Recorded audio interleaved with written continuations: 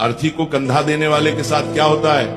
भक्तों, अक्सर आपने देखा होगा कि जब किसी आदमी की मौत होती है तो उसके घर वाले, रिश्तेदार, मोहल्ले वाले सब लोग मिलकर उसकी अर्थी को 4 कंधों पर उठाते हैं। ये सब हम रोज देखते हैं, पर इसके पीछे क्या रहस्य है ये बहुत कम लोग जानते हैं। लोग समझते हैं कि बस रस्म है, परंपरा है, लेकिन असलियत इससे कहीं ज्यादा गहरी और चौंकाने वाली है। आज जो बात आप पढ़ने जा रहे हैं वो शायद आपने पहले कभी नहीं सुनी होगी। ये बात सुनकर आपके रोंगटे खड़े हो जाएंगे और आप सोचने पर मजबूर हो जाओगे कि क्या सच में ऐसा भी होता है। द्वारका नगरी की रात बिल्कुल शांत थी। समुद्र की लहरें धीरे धीरे किनारे से टकरा रही थी। ऊपर चांद की सफेद रोशनी पानी पर ऐसे चमक रही थी जैसे हजारों चांदी के दीपक एक साथ तैर रहे हैं। उसी पवित्र माहौल में भगवान श्री कृष्ण कमल की तरह शांत, गंभीर और तेजस्वी बैठे थे।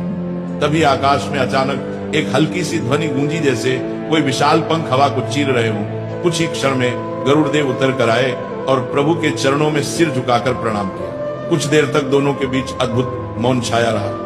फिर गरुड़ धीरे धीरे बोले, प्रभु, मेरे मन में एक सवाल कई समय से घूम रहा है। यह सवाल मृत्यु, आत्मा और अंतिम यात्रा से जुड़ा हुआ है। आज कृपा करके इस रहस्य को खोल दीजिए। भगवान श्री कृष्ण के चेहरे पर मुस्कान उभर आई। उनकी आंखों में अपार करुणा, दया और ज्ञान की गहराई चमक रही थी। वे बोले, गरुड़, तुम्हारे सवाल हमेशा संसार के कल्याण के लिए होते हैं। पूछो, क्या जानना चाहते हो? गरुड़ ने झुककर विनम्रता से कहा, प्रभु, मैंने कई बार देखा है कि जब किसी मनुष्य की अर्थी उठती है, जब लोग 4 कंधों पर शव को उठाकर शमशान ले जाते हैं, उस समय आत्मा जैसे उन लोगों को देखती है।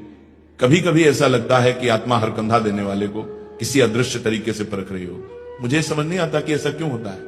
क्या यह सिर्फ परंपरा है या इसके पीछे कोई बड़ा दिव्य रहस्य छिपा है? भगवान श्री कृष्ण ने हल्का सा दीर्घ श्वास लिया, मानो पूरा ब्रह्मांड उनकी सांसों के साथ चल रहा हो। फिर वे बोले, गरुड़, मृत्यु कोई साधारण बात नहीं है। ये वह दरवाजा है जहां से इंसान एक जीवन पूरा करके अगले सफर में प्रवेश करता है।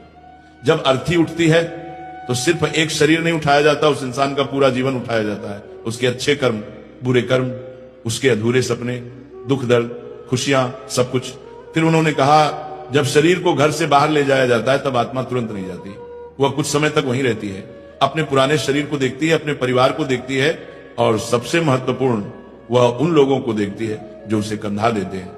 आत्मा समझती है कि कौन सच्चे मन से आया, कौन फर्ज निभाकर आया और कौन सिर्फ दिखावा करने आया। इसलिए आत्मा कंधा देने वालों को देखती भी है और परखती भी है।